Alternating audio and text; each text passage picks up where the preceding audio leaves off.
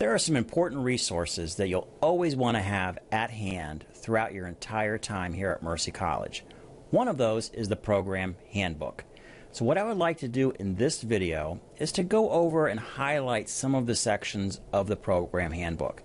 Now, by all means or any means, this is not meant to be an inclusive review of everything in the handbook. You will want to take that, download that PDF, keep it in your laptop, and review it, the entire contents of the handbook. But I want to highlight some of the sections that historically students have used the most, so you know what's in the handbook and where to go. A lot of times you can find many of the answers that you have within the handbook. And of course, another resource that we'll talk about is the college catalog, but that'll be in a separate video. But between those two resources, many questions can be answered there. So with that, let's jump in and look at the handbook. Well, let's begin our discussion of the Program Handbook with a disclaimer, which we will find on page 2 of the handbook. And that basically says that the information is subject to change at any time. If for any reason we have to make a change to the program, it can be done kind of mid-academic year, though it is very rare. And also we do our best to make sure that the information in the handbook is accurate at the time of printing. So know that there could possibly be an error within the handbook, or we could change policies again at any time. So, but with that, what I would like to do is go over some of the more important areas of the handbook, or some of the ones that students have asked questions about historically over the years about with information within the handbook. So let's take a look at that and start with our program learning outcomes, which we will find on page 4. And I'm going to zoom in a little bit here so we can see this a little bit better. Program learning outcomes. This basically means that after you've gone through all of this, this is what you will have learned. And we have 4 program learning outcomes. The first one is to demonstrate an advanced attainment of the Mercy core values. You will find the Mercy core values in this handbook as well. They are the core values are applicable to all of our programs here at Mercy College. They're kind of infused in all of the coursework that you do. Number 2, to demonstrate workplace readiness through the ability to understand resource management, the importance of planning and leadership, the understanding of legal and professional ethical decision making. So basically, all of the classes that you're going to have over the next semesters that support your understanding of the whole horizon of management, you're going to be able to demonstrate that, the readiness for that at the end of the program.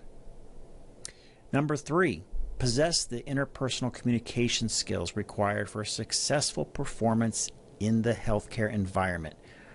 I would say just required for successful career performance, period. Having those communication skills are absolutely critical in whatever endeavor that you're going to have. And that's something that you'll be constantly working through and on during your time here at Mercy College. And then number 4 is to demonstrate a working knowledge of computer technologies and systems and presentation technology, communication, planning, analysis, and quality applications. Again, you're going to be having courses that address some of these functions specifically, and you'll have courses that will address some of these functions in many courses along the way. So let's say presentation technology. You're going to have that through many courses as you go through the program here. So when you are done and you are in that capstone course, we're going to be doing a lot of these things. We're going to be tying all of these learning outcomes back together in your capstone course, which is your very final course in the program. So those are program learning outcomes. Now let's talk about on page 9 this sometimes comes up, and it is, sorry, yep, here we go, page 9. How do I fail out of the program? Sometimes students think negatively, and what are the things that would get me into trouble with the program where I would fail out? This is very, very rare. I cannot even think of an instance that this has happened in the past 5 years. But it is important to know that there are some criteria in which a student may be dismissed from the program. And in general, this is not inclusive, but in general, it could be failure in 2 different categories. One is you can fail within your general education coursework. That coursework would be maybe English, sociology, psychology, any sciences that you might be taking. These are your courses that are outside of that core professional courses that you'll be taking. Those core professional courses are defined as your HCA and your BUS courses. So those are your core courses for your professional level. So you can fail out. Multiple failures in your general education course could lead to dismissal. If you fail the same core course, remember that core is the HCA courses or what we call the BUS or business courses. If you fail the same course twice, then you may be dismissed from the program. Now, again, it is very rare that would ever happen. Usually if a student's in that kind of academic distress, we are circling the wagons and coming in to help that student figure out what we need to do. Maybe it is a withdrawal at that period, at that point in time. Maybe usually it's some major external thing that's going on in their life. And we will try to work with that student to have them be successful in the course. So it is very, very rare that would happen. Almost a student has to go out of their way not to communicate with us to fail in 2 of the core courses within the program. So again, I can even think of an instance in the past 5 years where a student has been dismissed under this particular clause. But do know that it does exist. Okay, on a happier note, let's talk about student representation on the same page. Every year, we look to elect 2 folks, two students to be members of the advisory committee.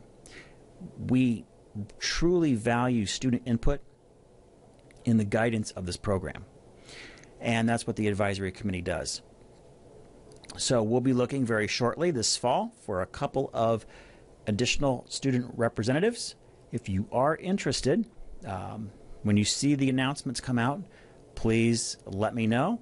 If we have more than a couple of individuals, we may have an election. We've done done that in the past if there are multiple individuals. Know that I know some of you live hundreds of miles away from Mercy College, and attending a physical meeting is impossible. Do know that you can attend remotely. We have 2 meetings in an academic year, one in the fall and one in the spring, and we can conference call you in on those or Skype you in on those. So please do think about it. We, again, truly value the input of the students in the direction of the program. And in the past, it's been very, very beneficial to have that student representation on there. Okay, let's move on to page 11. And on this section, a couple of things: criminal background checks and health requirements. I'm going to say for the vast majority of you, this will not be applicable. So if you see this, do not be concerned. This is typically done for folks that are entering our optional practicum experience. We do have again, it's an optional experience that you can participate in. Aaron can go over those details with you if you want to do that experience. It is very valuable. If you do not have healthcare management or healthcare administration experience. Maybe you have no healthcare experience. You definitely want to do the practicum. Many of you out there are already experienced in healthcare, already maybe supervisors, even managers, and you do not want to work for free. And that's what a practicum is. It's like a clinical. It's 120 hours that is done in the final semester of your graduation, towards your graduation. So, but again, it's very valuable for those who have no or very little experience in the healthcare arena. But know that those folks that are doing that may be required to do the background checks and health requirements on there. Also on page 11, confidentiality of protected health information. Most of us, vast majority of us, are healthcare workers, and we're familiar with HIPAA. That is basically what this is from the college's perspective. If you're not familiar with HIPAA, you will be very shortly as you go through this program. HIPAA is a very important privacy. That's one aspect of HIPAA. That's the most popular one, is the privacy of patient information. Use common sense. Basically, if you were to see information about a patient, that you would not share that outside of what is absolutely necessary. Now, if you're doing that practicum experience, for those of you that may do that as you in your final semester here at the program, you will be dealing with patients, most likely, or very close to patients, or residents, or people that are in a care situation, and those HIPAA privacy laws will definitely apply. In the classroom, there might be a situation where you could potentially see patient information. We are affiliated and part of a teaching hospital, so we are allowed to look at that information. Typically, though, when we present anything in a classroom, we scrub all patient identifiers on there. If for some reason that information wasn't scrubbed, know that that information is protected by HIPAA, and you do not share that, really outside the confines of that particular discussion. So that is the confidentiality of health information, protected health information. Again, for all of us healthcare workers, it's basically HIPAA from the college's point of view. Okay. Let's go on real quickly here. I'm going to go to page 13. And on page 13 and the following pages, there's some information that applies for those individuals that are entering the practicum, that optional experience, 120 hours, where you are partnered with a facility. I'll say, for example, a lot of folks tend to go to extended care facilities or nursing homes. Maybe they're interested in being a nursing home administrator. They will choose those as practicum sites. This will be some of the rules and regulations if you decide to go into the practicum experience. But again, it is optional, not required for graduation. Okay, let's move on to the last page. And on the last page, you will find that there is an acknowledgement statement. You'll have this in the module. It's a Word document. Please download that and sign it by just typing your name in the blanks.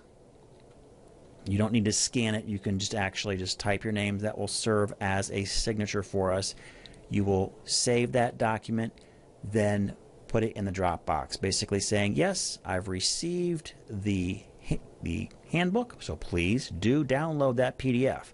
This is definitely one document you want to keep in your personal library of resources. There's a few key documents. One, definitely is the student handbook. The other one is the college catalog. Also, something called the program worksheet. These are things that you kind of want to have at the ready in a file somewhere on your laptop that you can retrieve. You can get a lot of information, get your questions answered pretty much in most of those documents. So excellent. Now, this has been very brief. About 14 minutes we've gone through some of the major highlights. But please take time to look at the contents of this so you know what's in there. You don't, by all means, you don't need to memorize it, but at least know where those topics are, so when they do come up, you can refer back to the handbook. So, excellent. All right, thank you very much for your time, and as always, thank you for watching.